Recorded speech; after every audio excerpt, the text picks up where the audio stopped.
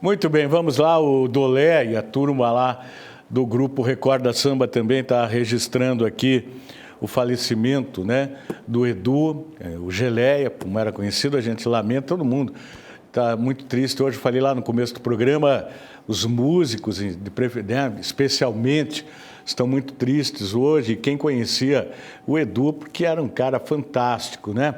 Deixa eu chamar aqui o Pierre. O Pierre está falando o que agora sobre a investigação, vai falar para a gente sobre a investigação da explosão. Tudo bem, Pierre? Boa tarde. Tudo bem, Tony? Uma ótima tarde a você e a todo mundo que acompanha o Voz do Litoral. Tony, as 28 pessoas de 11 famílias que precisaram sair ali do bairro Porto dos Padres no dia da explosão, da série de explosões que aconteceram ali no local, elas puderam retornar ontem às suas residências. O Corpo de Bombeiros, desde então, vem realizando a medição do nível de explosividade na tubulação e essa medição ela vai continuar hoje ao longo do dia. Eu vou conversar agora com o Coronel Emanuel, ele que é o comandante aqui do 8º Grupamento do Corpo de Bombeiros e vai explicar para a gente, comandante, como é que vai ser feito esse trabalho para medir o nível de explosividade da tubulação e também até mesmo para poder saber se a população está segura no local, né? Boa tarde. Pierre, boa tarde, Tony, aqueles que estão nos assistindo nesse momento. Pierre, nós definimos a sequência da seguinte forma: a fase de resposta, praticamente nós devemos encerrar hoje à noite. Primeiro momento nós fizemos a evacuação das pessoas, o combate ao incêndio, a evacuação preventiva dessas pessoas, o monitoramento já ambiental imediato com tentativa de visualização de alguma substância, odor ou índice de explosividade. Isso no primeiro dia. Como nós tivemos uma evolução não boa naquela tarde, onde nós tínhamos ainda um índice de explosividade no local, nós decidimos, junto com a Defesa Civil local, municipal, que teve uma atuação brilhante, diga-se de passagem, a evacuação preventiva de 11 famílias. Ontem nós prosseguimos fazendo um monitoramento para fazer o retorno, a liberação de retorno dessas famílias. Ontem à noite nós tivemos índice zero em todos os pontos avaliados, nenhum traço de odor e nenhuma visualização. Com isso as famílias puderam retornar.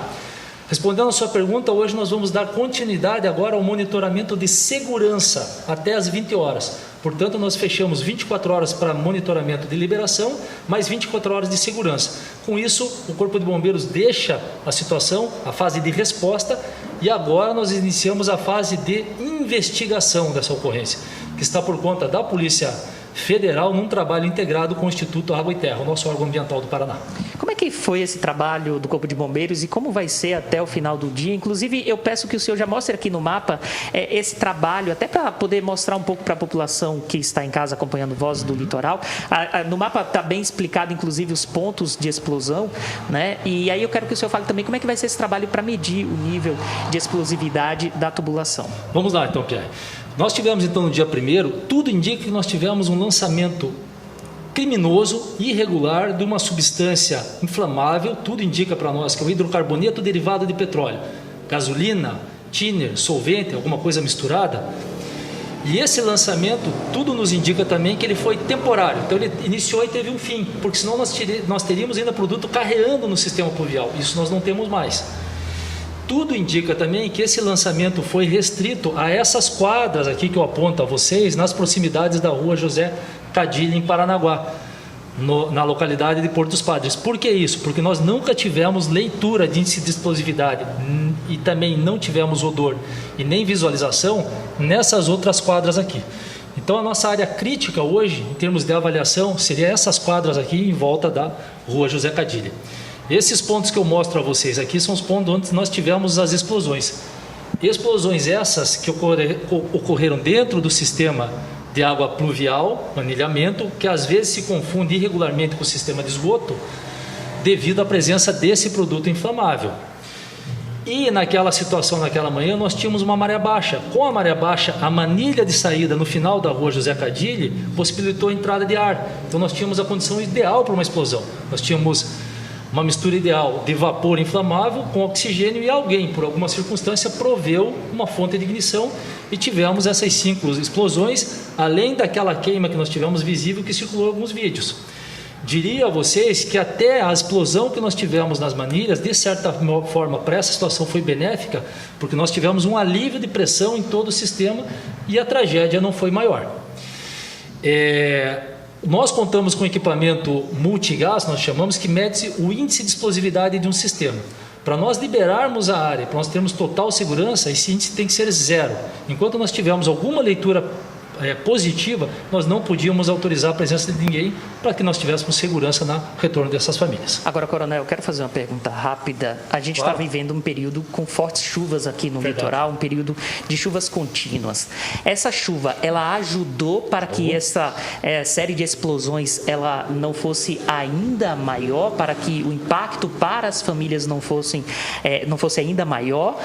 E possivelmente, se a gente estivesse no período de seca, no período de muito calor, de sol intenso, talvez o estrago fosse muito maior? Existe alguma relação?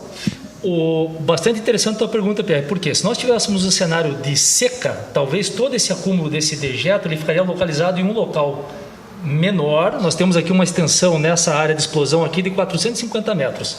Talvez nós tivéssemos esse contaminante, esse inflamável, numa região menor.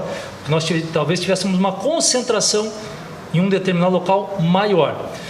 Mas com as chuvas, como você me falou, você próprio frisou, esse contaminante, esse inflamável, ele carreou e se espalhou um pouco mais. Num primeiro momento, talvez isso tenha sido maléfico, mas depois da explosão, esse fluxo de águas, e ontem até nós tivemos uma chuva bastante significativa, no próprio dia 1º nós tivemos chuvas também, isso ajudou a limpar o sistema. Por isso que ontem, junto com a Companhia de Água e Saneamento de Paranaguá, nós instalamos também barreiras de contenção, para garantir que se nós tivéssemos algum residual, isso não afetaria o rio e nem a Baía de Paranaguá, o rio Bugaçu. Os métodos que nós utilizamos, então, evacuação das pessoas, combate a incêndio, ontem fizemos na parte da tarde ventilação forçada, monitoramento constante. Com isso nós conseguimos controlar a situação. Então, só para a gente deixar claro, as chuvas elas ajudaram a diluir o produto e diminuir a intensidade das explosões. Portanto, poderia ser uma explosão muito concentrada e aí trazer um impacto muito grande para algumas residências ou até mesmo acabar ocasionando na perda de vidas. Mas pelo fato da gente estar vivendo um período de chuvas, aí dissipou esse produto e aí a gente teve séries de explosões menores e que trouxeram muita preocupação para a população. Talvez ainda não foi possível, pelo menos de acordo com os moradores, dimensionar se teve estrago em residências, mas talvez esse dano material, mas de vidas a gente não teve nenhuma perda, graças a Deus. Então a chuva auxiliou nesse quesito. De certa forma, sim, no primeiro momento, Pierre. A chuva teria ajudado muito mais ainda se nós estivéssemos tratando de um álcool. Como o álcool se mistura com a água. Nessa hipótese, ele teria se diluído na água da chuva melhor. A gasolina, o diesel, o thinner, não.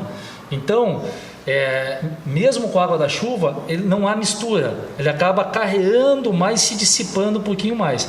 Eu não consigo te afirmar tecnicamente se acabou sendo maléfico ou benéfico. O fato é que a água de chuva, depois da explosão, ajudou a limpar o sistema. Isso a gente consegue afirmar com segurança. Só para a gente finalizar, Coronel, agora é possível perceber aqui, inclusive pelo mapa, peço até licença aqui para o pessoal de casa, vou apontar, que a série de explosões ela aconteceu na mesma rua, né? A gente até já sabia disso, na José Cadilli. E mesmo assim foi possível detectar níveis desse produto em tubulações próximas a essa rua. Nesse momento, é possível, pelo menos, ter um direcionamento do que pode ter ocasionado, de onde esse produto pode ter sido descartado? Certo. Qual a hipótese com a qual nós trabalhamos? Isso nós damos esses indícios técnicos do Corpo de Bombeiros para a Polícia Federal e para o Instituto Ambiental. Veja, tudo nos leva a crer, como nós não temos leitura, nem aparência e nem odor, não tivemos já desde o primeiro dia nessas outras quadras mais distantes aqui, e não temos mais fluxo presente desse combustível, tudo nos leva a crer que o que ocorreu se limitou à proximidade daquela hora do dia 1º nessa região aqui. O que foi? Se alguém em uma casa jogou alguma coisa inadvertidamente, se um caminhão passou e jogou alguma coisa, se alguém fez um descarte irregular, nós não sabemos. Sabemos que tudo indica que foi nessa região e o volume foi considerável, porque nós temos vídeos na internet que nos mostram que o volume, até pelo efeito da explosão, Nós não estamos tratando aí de uma simples lata de tinta. Estamos tratando aí talvez de 50, 100, 200 litros de algum líquido combustível jogado temporariamente nessa região e eu diria talvez até intencionalmente em virtude das chuvas, tentando fazer com que isso vá embora. Mas a gente viu que a história foi outra. Tivemos esse incidente, esse acidente, né? Essa ocorrência que poderia ter tido uma gravidade, tendo em vista de que a explosão ocorreu dentro de casa. Tony, ontem eu vi a reportagem do Tony, chamou bastante atenção a questão urbana, muitas vezes ela é incompatível com a ocorrência, ela traz dificuldade. Perfeita a leitura do Tony.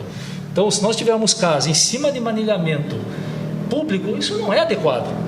E até para os nossos caminhões fazer o combate nesse tipo de situação, brilhantemente o Tony colocou isso, é verdade isso. O planejamento urbano ele tem que ser feito de uma forma que as pessoas estejam seguras e os veículos de emergência entrem. Claro que existe toda uma questão social, histórica, que não entra no nosso mérito discutir agora, que as pessoas estão ali por necessidade ou conveniência, né?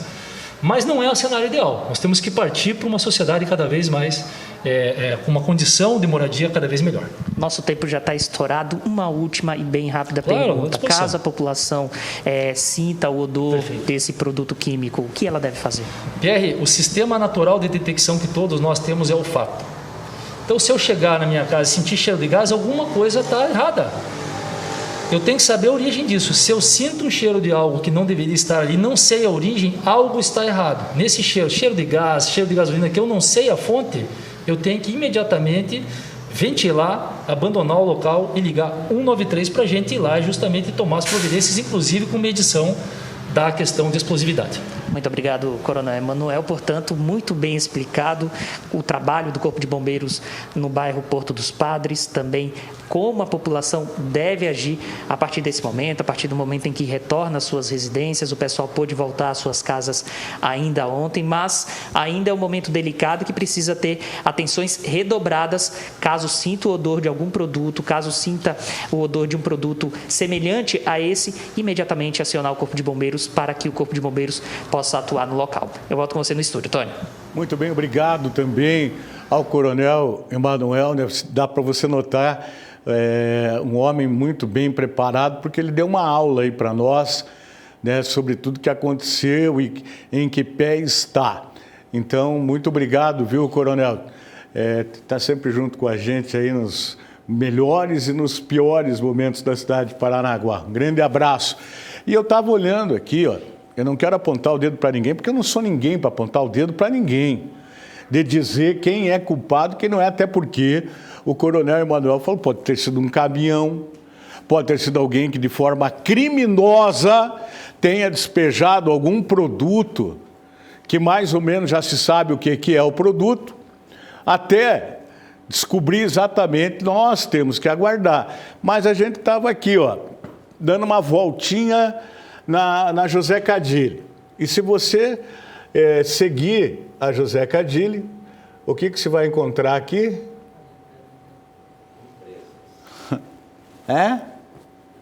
O que nós vamos encontrar na José Cadilli? Olha aqui, gente. Eu estou falando assim, não estou culpando ninguém. Só que, né, a José Cadilli, se você começar a voltar, você vai parar onde? Onde que você vai parar? No Porto dos Padres. Agora, vazou algum líquido ali, desses tanques? Não sei. Como é que eu vou saber? Eu não sou técnico. Algum caminhão, como disse o coronel, algum descarte criminoso, e daí quando entrou em contato com o ar lá, perto do rio, explodiu. Não explodiu antes porque não tinha contato com o ar. Quando teve, explodiu. E aí, meus queridos, depende da quantidade, né, do que aconteceu. Vamos aguardar, porque muito grave foi o que aconteceu ontem no bairro Porto dos Padres.